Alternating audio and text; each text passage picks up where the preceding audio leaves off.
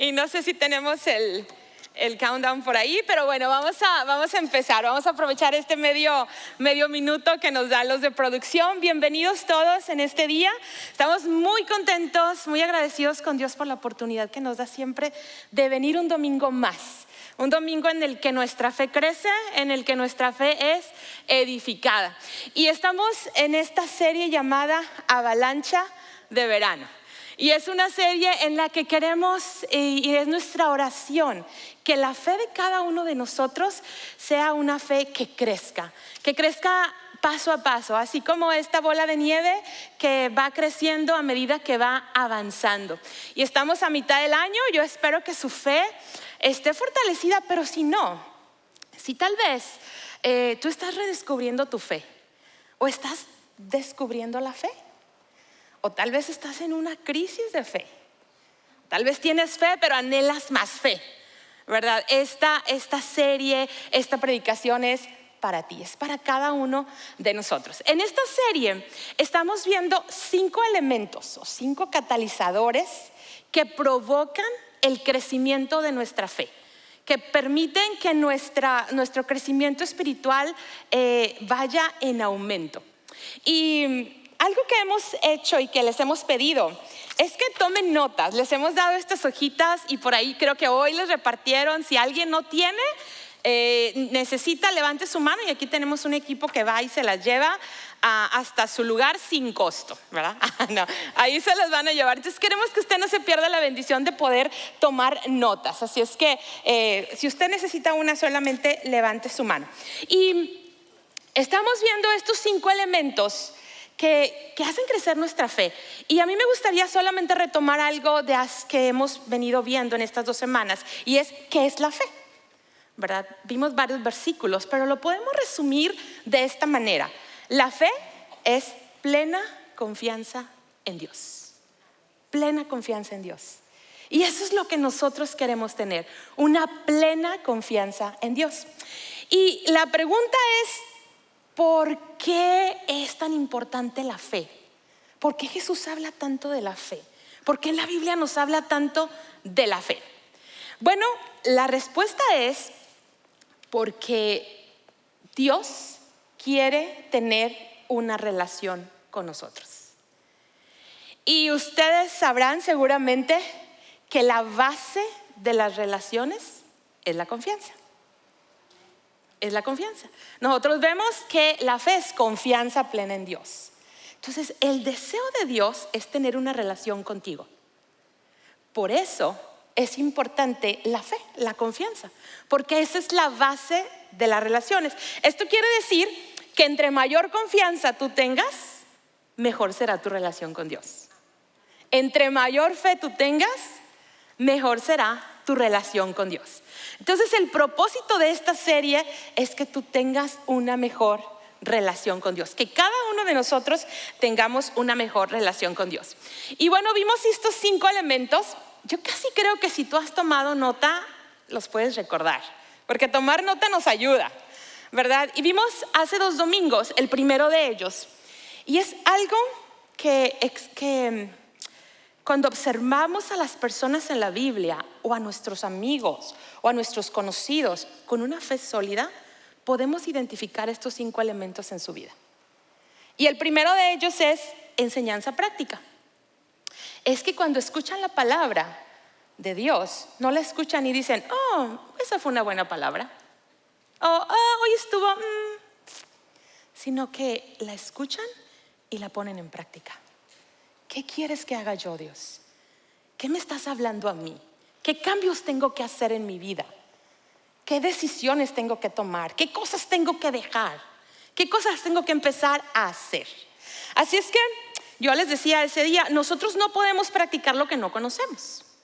Y para llegar a practicar la palabra de Dios, les dimos por ahí 5 pasos. Yo espero que ustedes se acuerden de esos pasos, ¿verdad? Primero, ¿qué hacemos con la palabra? Escucha, después lee, medita, memoriza y pon en práctica. El que dice, ¿de qué están hablando? Puede ir a YouTube y buscar por ahí el mensaje de hace 2 semanas. No se lo pierda, ¿verdad? Es importante llevar esa secuencia. Así es que por eso nosotros tomamos nota. Para que mañana, lunes, usted saque sus notas y vuelva a repasar. Y vuelva a abrir el mensaje. Y vuelva a repasar el pasaje de este día y decir, Señor, ayúdame, ¿verdad? Esto que hablaste a mi vida, ¿verdad? Quiero que sea una realidad en mi vida. Muy bien, entonces la semana pasada, los que estuvieron aquí en el apagón, ¿verdad? No teníamos luz, ¿verdad? No teníamos luz, pero eso no nos impidió, ¿verdad? Alabar a Dios y recibir su palabra. Hablamos acerca de lo segundo elemento y es vivir en comunidad. Vivir en comunidad, esto es parte del plan de Dios para desarrollar tu fe. En la vida cristiana no hay llaneros solitarios, porque muchísimas veces en la Biblia escuchas unos a otros. Ámense unos a otros, anímense unos a otros, sírvanse unos a otros. Es decir, necesitas a otros para cumplir la palabra, para ser bendecido. Y por ahí recordamos lo que significa o por qué es importante vivir en comunidad. Y esa fue la oración de Jesús, ¿verdad? Que sean uno, que vean cómo se aman. También es porque nos trae salud. Y no voy a ahondar mucho en esto. Les iba a decir, si quieren escuchar este mensaje vayan a YouTube, pero como no había luz, no se grabó. Pero bueno, por ahí pídanle los apuntes a alguien que tomó por ahí nota, o pídanselos al pastor que predicó. Muy bien. Damos vida a otros cuando vivimos en comunidad y testificamos al mundo que somos hijos de Dios. Testificamos al mundo acerca de nuestro Dios. Y yo no sé, yo tengo una tarjeta y no sabía ni a quién entregársela. Es una tarjeta de regalo para que se compren una nieve en esta avalancha de verano, un helado o como le llamen en su país. Y yo quisiera, ¿un qué? Un sorbete, bueno, yo no sé cómo le dicen en su país, pero ice cream, ¿verdad? Eso es lo que vamos a comprar, esta tarjeta. Y no sé si alguien de los que está aquí recuerda los 5 nombres de las personas nuevas que conoció la semana pasada. Hicimos un ejercicio, ¿verdad? Y era ir y buscar a 5 que no conocías, preguntarles su nombre, ¿ok? Alguien que recuerde los 5. Ok, Mati, a ver, y no sé si estén por aquí, ¿verdad? Pero vamos a ver. ¿A quién conociste? A Zoe. ¿Aquí está Zoe? No, ok, no sé. Ajá. A Frida. Ajá. Jorge. Ajá. Jorge. ¿Es Jorge? Sí, ok. Carlos. Ok, ¿ya tienes 5? Ok, Mati, ven por tu tarjeta. Un aplauso para Mati. Mati no solamente hizo su tarea, sino que la memorizó, ¿verdad? Por allí. Entonces, qué bueno. Es importante, ojalá que hoy usted cuando salga y se encuentre a alguien por ahí que no conoce, le diga, oye, no te conozco, ¿cómo te llamas? ¿Verdad? Porque somos parte de la comunidad.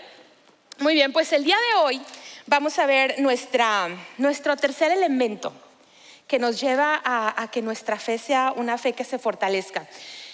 Y antes de decirles cuál es este elemento, quiero decirles que este es diferente a los primeros 2. Porque los primeros 2 tú los buscas. Tú tienes que ser intencional en que se den, ¿verdad? En escuchar la palabra, en ponerla en práctica, en vivir en comunidad, aunque a veces te caen mal, pero bueno, es parte de, ¿verdad? Tú tienes que hacer esfuerzos. Este segundo, no.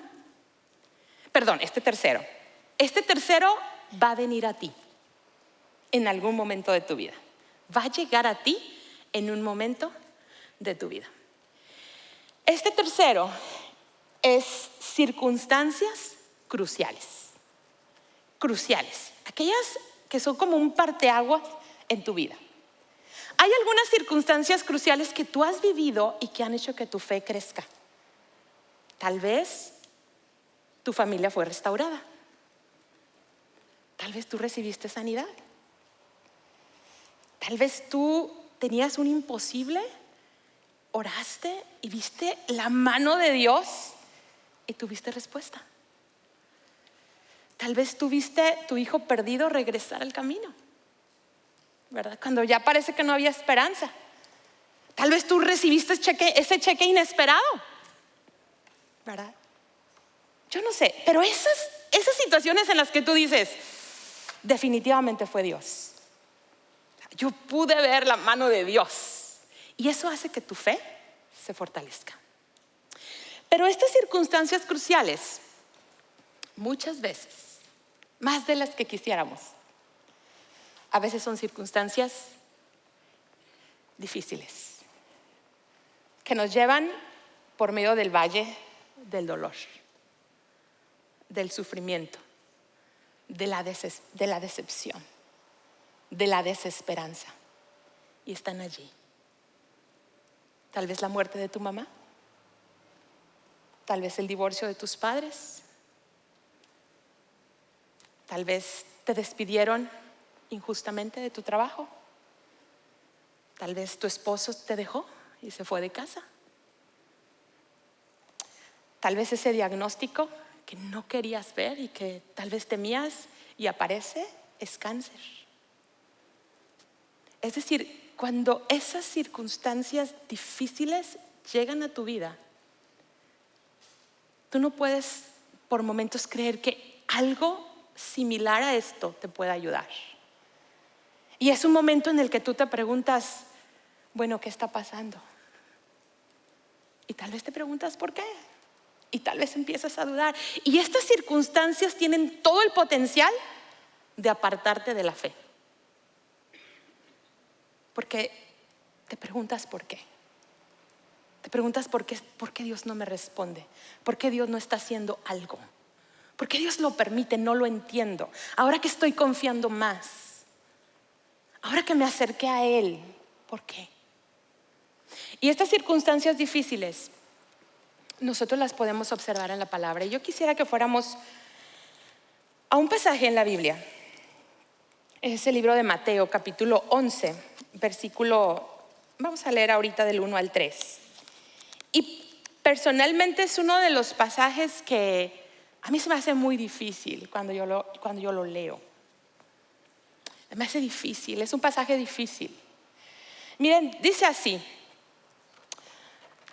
cuando Jesús terminó de darles estas instrucciones a los 12 discípulos, salió a enseñar y a predicar en las ciudades de toda la región. Juan el Bautista, quien estaba en prisión, oyó acerca de todas las cosas que hacía el Mesías. Entonces envió a sus discípulos para que le preguntaran a Jesús: ¿eres tú el Mesías a quien hemos esperado o debemos seguir buscando a otro? Antes de que sigamos adelante con los demás versículos, quiero darles como un pequeño antecedente de esto, de quien está ahora en prisión. Es un hombre por el cual Dios envía un ángel a sus padres a decirles que el hijo que van a tener, que el hijo que les va a nacer, ha sido escogido para anunciar el camino del Mesías, para anunciar el camino de aquel Mesías que por siglos habían esperado. Dios manda un ángel. Yo no sé si tú te das cuenta, pero pocas veces Dios manda un ángel. Lo mandó para anunciar el nacimiento de Cristo, pero en esta ocasión lo manda para decirle a los padres de Juan que van a tener un hijo que va a ser el que va a abrir camino al Mesías. Solo para que nos tengamos una idea, ¿quién es este hombre? Este hombre anunció, ¿verdad?, el camino de salvación a través del arrepentimiento. Bautizó a miles. Él bautizó al mismo Señor Jesucristo. Él lo bautizó. Y él era un hombre que ahora estaba en prisión, y estaba en prisión injustamente, ¿verdad? Herodes lo había puesto ahí en la cárcel injustamente. Y está en prisión y él hace una pregunta. Como él no puede ver a Jesús, pero él está ahí con uno de los discípulos, les dice: pregúntenle a Jesús si realmente él es el Mesías o tenemos que esperar a alguien más. Ya mucho antes, en esos tiempos, había varios que decían: yo soy el Mesías, yo soy el Mesías. Entonces Juan en ese momento dice: ¿entonces no era? porque no me hace sentido. Yo he hecho todo lo que me dijo. Yo le anuncié, le abrí el camino. La gente está llegando a Él. Ahora estoy en la cárcel. Estoy dudando que realmente Él sea el Mesías. Entonces las circunstancias que Él vivía lo hicieron dudar. Si lo trasladamos a nuestra vida, esas circunstancias que nosotros vivimos, esa desintegración de la familia, ¿verdad? Este esposo que se fue, esta mamá que se quitó la vida, ¿verdad? Este diagnóstico difícil, esta situación económica que no he podido por más, no he podido salir. Es decir, esto gris que estoy viviendo en mi vida, esta situación tan fuerte, me hace preguntarme, al igual que Juan, Dios, ¿realmente eres quien dices que eres? ¿Realmente existes? A mí me encantaría decirles que la respuesta de Jesús fue: díganle a Juan que estoy a punto de ir. Díganle a Juan que lo voy a sorprender, que no pierda la fe, que solamente falta un momento, que aguante un poco, porque yo voy a estar ahí y lo voy a liberar. Pero esa no fue la respuesta de Jesús. Vamos a ver el siguiente versículo, que es el versículo número 4. Y dice así: Jesús les dijo: regresen a Juan y cuéntenle lo que han oído y visto. Los ciegos ven, los cojos caminan bien, los que tienen lepra son curados, los sordos oyen, los muertos resucitan, y a los pobres se les predica la buena noticia. Yo no sé qué te parece esa respuesta, pero básicamente Jesús le está diciendo: díganle a Juan que la profecía se está cumpliendo. Díganle a Juan que estoy haciendo la voluntad de mi Padre. Díganle a Juan que eso que él anunciaba, eso que él decía, ahora se está cumpliendo. Pero no era lo que Juan esperaba, porque entre líneas Jesús le estaba diciendo: Juan, no voy a ir por ti. Juan, estoy haciendo la voluntad del Padre. Por eso les decía que este es un pasaje difícil. Este es un pasaje que yo he tenido que leer una y otra vez. Y en el versículo 6 dice: y agregó, esto dijo Jesús: Dios bendice a los que no se apartan por causa de mí. Lo busqué en otras traducciones. Esta es la que acabamos de leer, es la Nueva Traducción Viviente. La TLA, la traducción del lenguaje actual, dice: Dios va a bendecir a los que me ven hacer esto y no me abandonan, a pesar de que no respondí como tú esperabas, a pesar de que esto te causa dolor. Dios te va a bendecir si no me abandonas. Y la traducción de Dios habla hoy, que es la última que puse aquí: y dichoso aquel que no encuentre en mí motivo de tropiezo. Dichoso, bendecido. A veces esta palabra nosotros ya la usamos como para saludarnos nomás, así como que: hey, que te vaya bien, bendiciones, bye, bendiciones. Pero cuando Dios dice bendecido, cuando Dios dice voy a bendecir, dichoso, feliz, es una bendición que trasciende a la eternidad. Es una bendición que nadie más que Dios te puede dar. Es una bendición que te alcanza para esta tierra, para lo temporal, y es una bendición que te alcanza por la eternidad. Es una bendición que me recuerda que no pertenezco a esta tierra.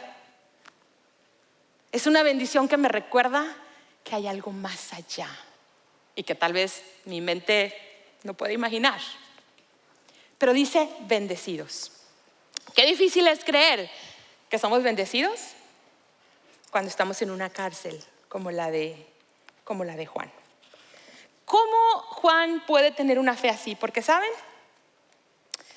No voy a leer este pasaje más adelante, pero ustedes, si toman apuntes de este libro, el que acabamos de leer, van a ver qué sucedió con Juan.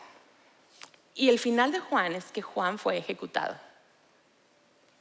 Pero Juan murió lleno de fe. Y la Biblia dice que de los nacidos de mujer no hay nadie mayor que Juan. Dios levanta a Juan. De los nacidos de mujer no hay nadie más grande que Juan.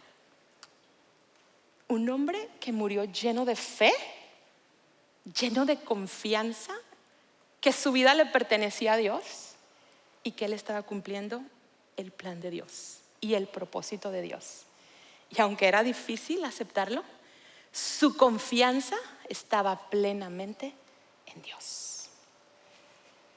¿Cómo llegas a tener una confianza así? ¿Cómo llegas a tener una fe así? El libro de Hebreos nos da la respuesta. Vamos a ir a Hebreos, capítulo 12, versículos 1 y 2. Dice así: por eso, nosotros, teniendo a nuestro alrededor tantas personas que han demostrado su fe, dejemos a un lado todo lo que nos estorba y el pecado que nos enreda, y corramos con fortaleza la carrera que tenemos por delante. Con fortaleza, corramos.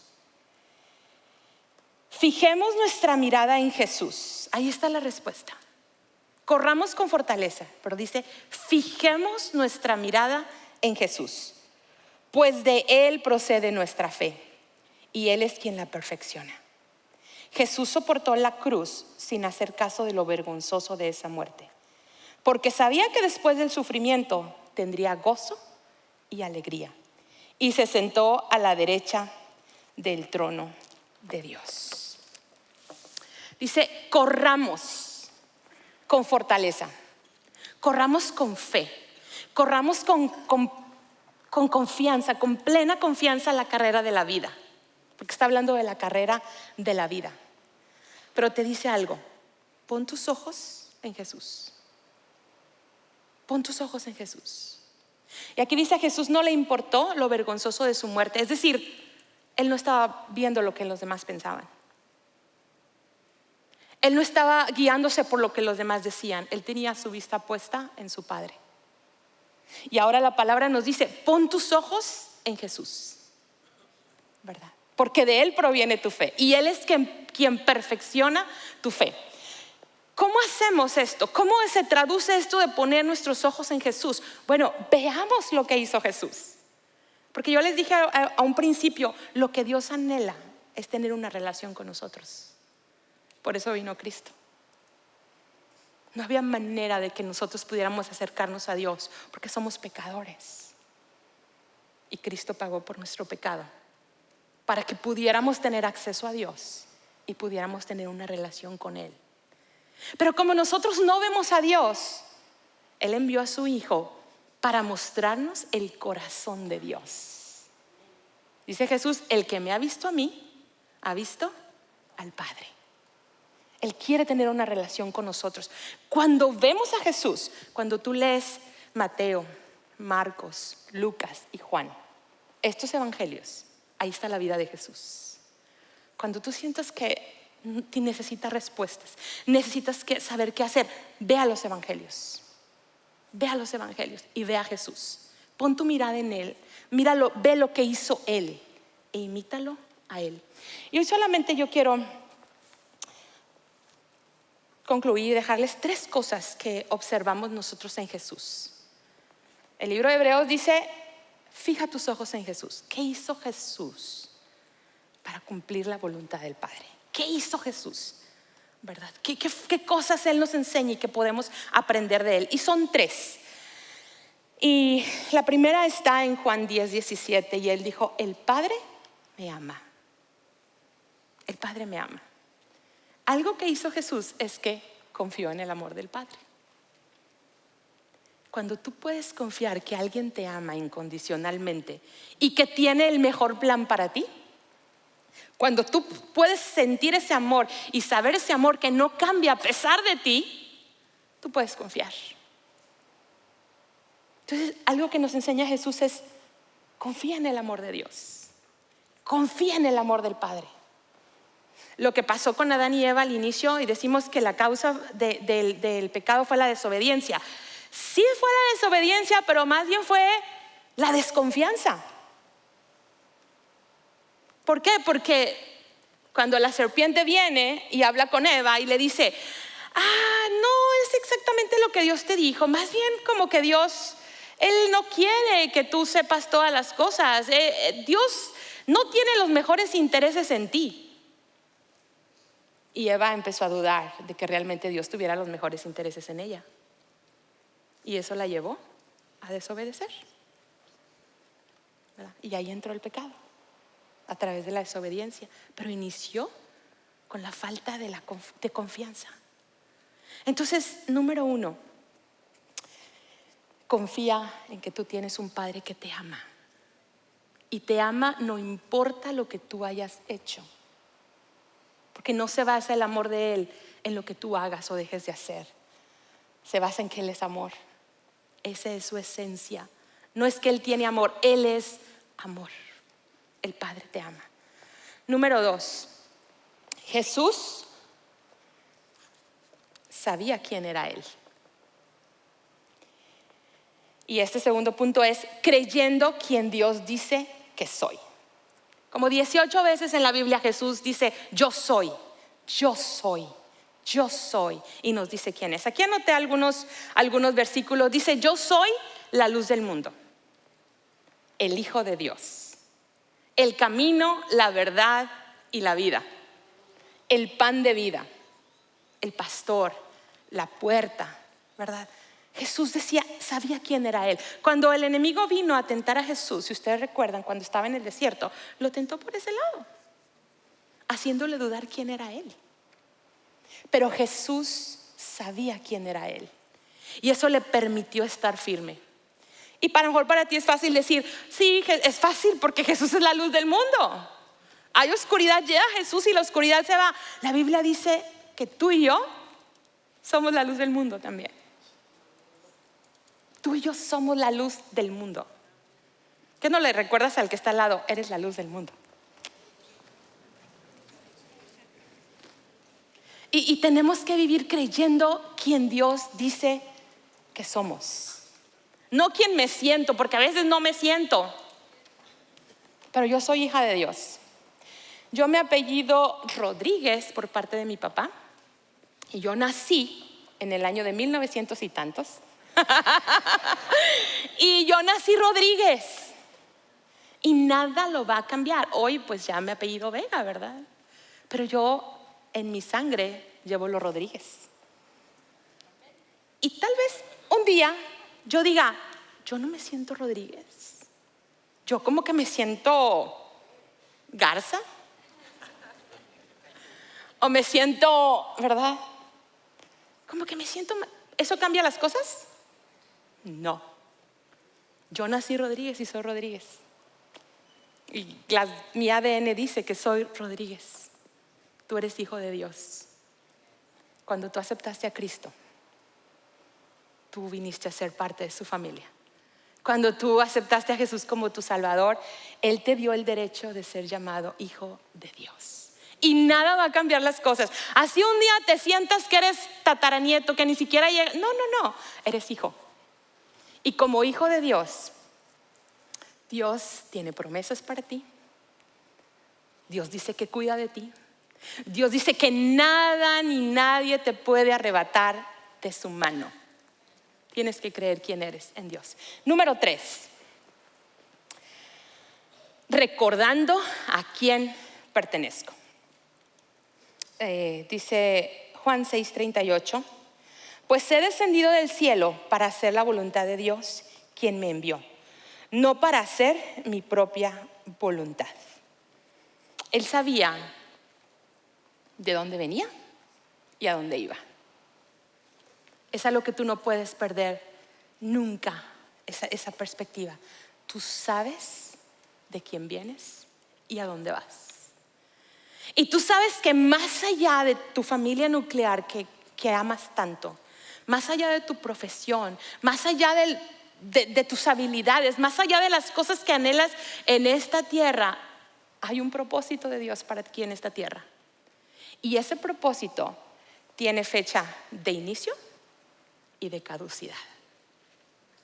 Y es independientemente de ti. Dios tiene un propósito para ti y esa vida, tu vida le pertenece a Dios.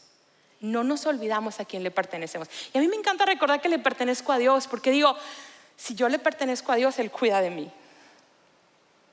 Él me protege. Yo puedo creer que lo que ha dicho Él se va a cumplir.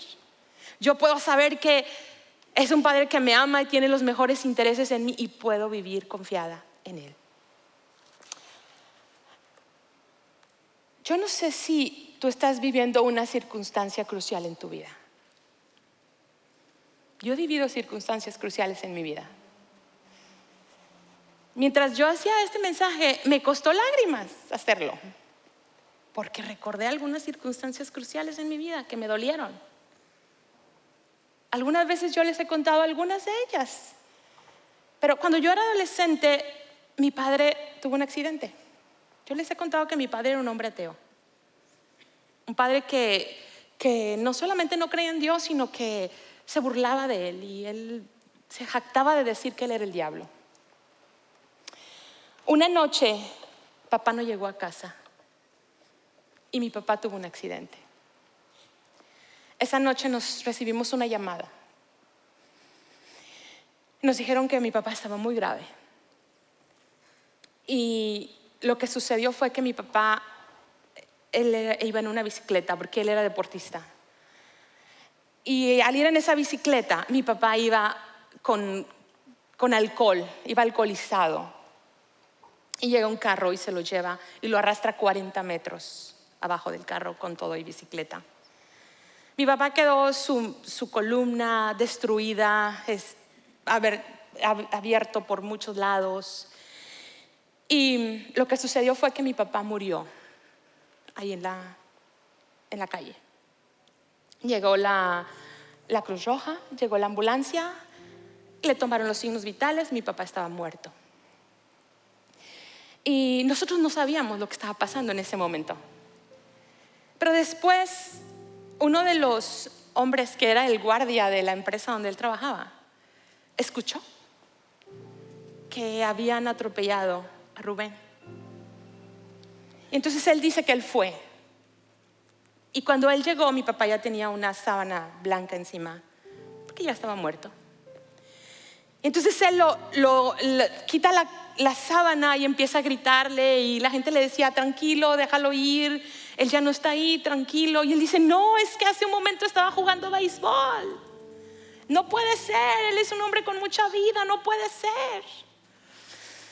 Y este hombre empezó a darle a mi papá ejercicios de resucitación y la gente le decía tranquilo y él no podía y él seguía y le empezaba a dar ejercicios a mi papá y le dijeron, ya lo hicieron los paramédicos. De pronto mi papá arroja un montón de cerveza y empieza a respirar. Y lo que sucede es que mi papá cae en coma, está en una situación de coma. Le hacen un montón de cirugías, él no sabe, él no está consciente. Le reconstruyen varias partes de su columna. Él estaba totalmente hinchado y tantas cosas y empieza a sanar parte de su cuerpo. Cuando mi papá abre sus ojos por primera vez después de días, lo primero que le dice a mi mamá es, vi a Jesús. Pero yo me estaba yendo hacia otro lado. Era un lugar muy oscuro. Era un lugar, no vi nada, no supe qué había, solo sé que es un terror. Pero vi a Jesús. Y Jesús me habló. Y cuando yo volteé a verlo a Él, y cuando yo quise ir a Él, desperté. ¿Sabes? Todos los días, tú no sabes, desde que yo era niña, le pedía a Dios por la salvación de mi papá. Que pedí a Dios, me aterraba pensar que mi papá iba a vivir una eternidad sin Dios, una eternidad en el infierno. Me aterraba pensar eso. Y ese día Dios nos respondió. ¿Sabes? Nadie tuvo que predicarle a mi papá más nada. Mi papá sabía más Biblia de la que yo creía. Mi papá tuvo un encuentro con Jesús que transformó su vida. Y a partir de ese momento él quería que todo el mundo supiera de Jesús. Que hasta le teníamos que decir: pa, ya le dijo eso al vecino, pa, ya no le diga.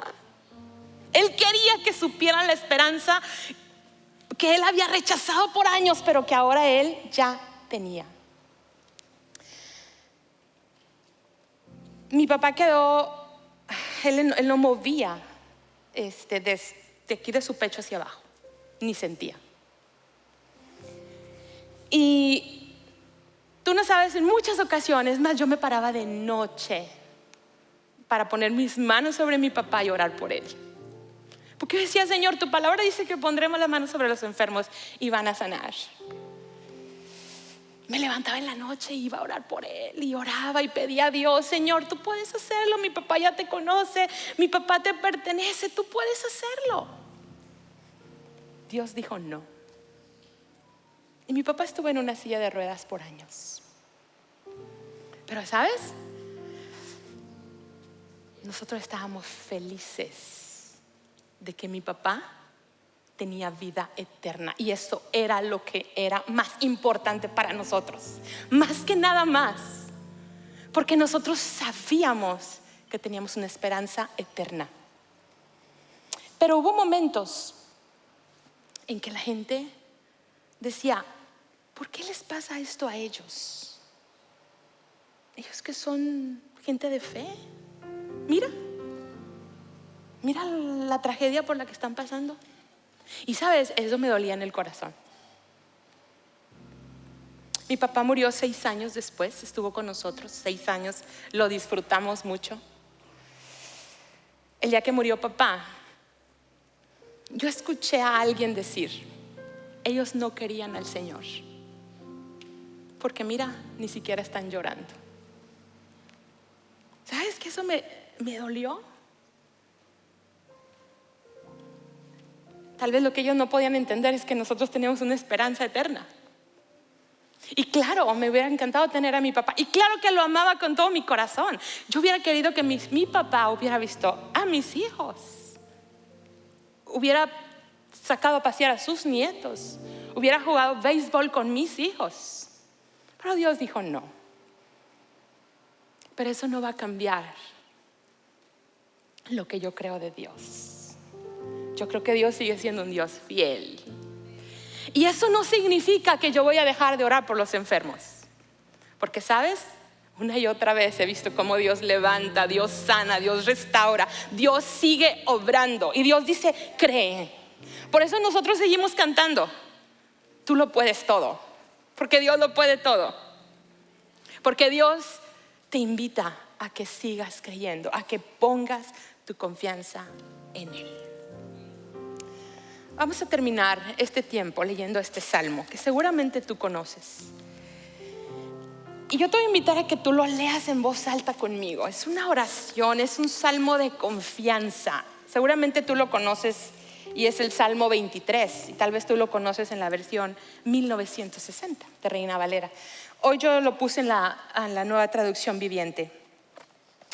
Y yo te voy a invitar a que tú lo leas conmigo. No sé si tenemos el versículo 1, los de producción. Ahí está, muy bien. Entonces vamos a leerlo. Y quiero que tú creas este pasaje, esta palabra, porque es la palabra de Dios para ti en momentos cruciales de tu vida. Así es que ayúdame a leerlo en voz alta y hagámoslo como una oración. Dice así el Salmo 23: el Señor es mi pastor, tengo todo lo que necesito. En verdes prados me deja descansar, me conduce junto a arroyos tranquilos. Él renueva mis fuerzas, me guía por sendas correctas, y así da honra a su nombre. Aun cuando yo pase por el valle más oscuro, no temeré, porque tú estás a mi lado. Tu vara y tu cayado me protegen y me confortas. Me preparas un banquete en presencia de mis enemigos. Me honras ungiendo mi cabeza con aceite. Mi copa se desborda de bendiciones. Ciertamente tu bondad y tu amor inagotable me seguirán todos los días de mi vida, y en la casa del Señor viviré por siempre. ¿Lo crees? Ese es nuestro Dios. Ese es nuestro Dios. No nos dice que no vamos a pasar por el valle de sombra o de muerte. Nos dice, vas a pasar, pero cuando pases, yo voy a estar contigo. Yo voy a estar contigo. No dudes de su amor. Tómate fuerte de su amor. Hay un versículo, una parte, el versículo 5. Lo puse por ahí en amarillo o en naranja. Dice, me preparas banquete en presencia de mis enemigos, en presencia de la enfermedad, en presencia de ese diagnóstico, en presencia de esa crisis, en presencia de ese fracaso, en presencia de esa fractura, en presencia de esa amenaza, en presencia de esa depresión, en presencia de esa ansiedad. Dice que Dios prepara un banquete. Dice, en presencia de mis enemigos. Imagínate por un momento, estás en una guerra porque tienes enemigos y de pronto ves una bandera. Alguien se anuncia y es el rey que va llegando. Y el rey ordena que empiecen a preparar una mesa con la mejor comida. Tal vez tú ni has comido porque estás en una guerra, pero él prepara la mejor mesa. Y tú te quedas, ¿qué está pasando? Y de pronto te manda a llamar y te dice, ven, preparé una mesa para ti, porque quiero tener una relación contigo, porque quiero decirte que yo estoy contigo en presencia de tus enemigos, que yo preparo una mesa para que tú te sientes conmigo y tú puedas ser fortalecido, para que sepas que yo estoy contigo en medio de la guerra. Ese es nuestro Dios. Les invito a orar. Gracias, Señor. Gracias porque una vez más abrimos tu palabra que nos confronta, nos desafía, pero definitivamente nos infunde nuevo aliento. Nos da fe de saber, Señor, que eres un Dios de amor en el que podemos confiar. Un Dios que nos dice que en el valle tenebroso, que en el momento de la guerra, en el momento de la lucha, vas a estar con nosotros. Y si tú eres con nosotros, Señor, ¿quién contra nosotros? Ayúdanos como iglesia a levantarnos en fe, a creerte, aun cuando las cosas vienen y no lo entendemos, que podamos permanecer en tu amor, que podamos permanecer sabiendo que somos tus hijos y que podamos recordar que te pertenecemos a ti. Señor, oro por cada persona aquí que tal vez hoy está viviendo una situación crucial. Te pido que tú infundas nuevo aliento y que este día se puedan sentar a tu mesa y ser fortalecidos en tu presencia, porque en tu presencia hay plenitud de gozo. Gracias, Señor. Oramos en el nombre precioso de Cristo Jesús, nuestro Señor y Salvador. Amén. El siguiente canto dice, Jesús, tú eres el centro de mi vida. Todo gira alrededor de ti. Y es un canto que me gustaría que hiciéramos como una oración. Tal vez el centro de mi vida antes era lo que decía la gente, tal vez mis propias emociones, tal vez mis circunstancias, tal vez esto era lo que me controlaba. Dios, hoy a través de esta canción quiero decirte, quiero que tú seas el centro. Quiero poner mi mirada en ti. Te invito a ponerte de pie y a cantarlo juntos a nuestro Dios.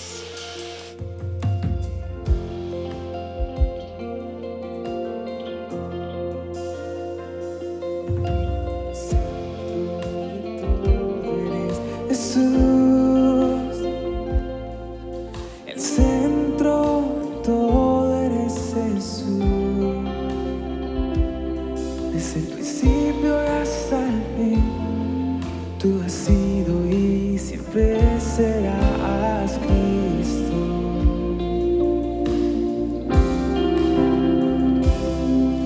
El centro de todo eres Jesús. El centro de todo eres Jesús. Desde el principio y hasta el fin, tú has sido y siempre serás Cristo. Oh Cristo, tú eres el centro. Nada importa más que tú. Todo el universo gira en pos de ti, Jesús. De ti, Jesús. El centro de mi vida es Jesús. El centro de mi vida es Jesús. Desde el principio y hasta el fin, tú has sido y siempre serás Cristo. Oh Cristo, tú eres el centro. Nada importa más que tú. Todo el universo gira en pos de ti, Jesús.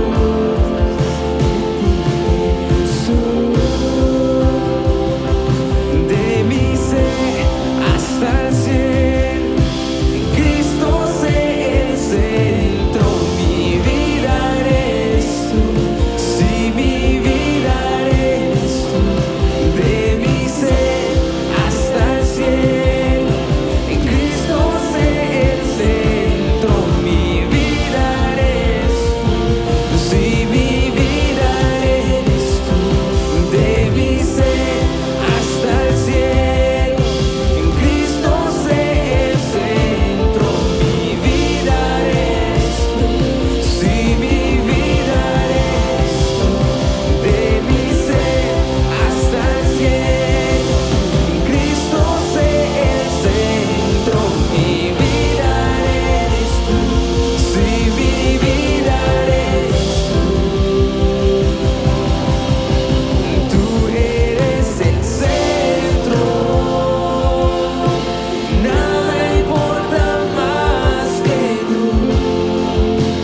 Todo el universo gira en pos de ti, Jesús. De ti, Jesús.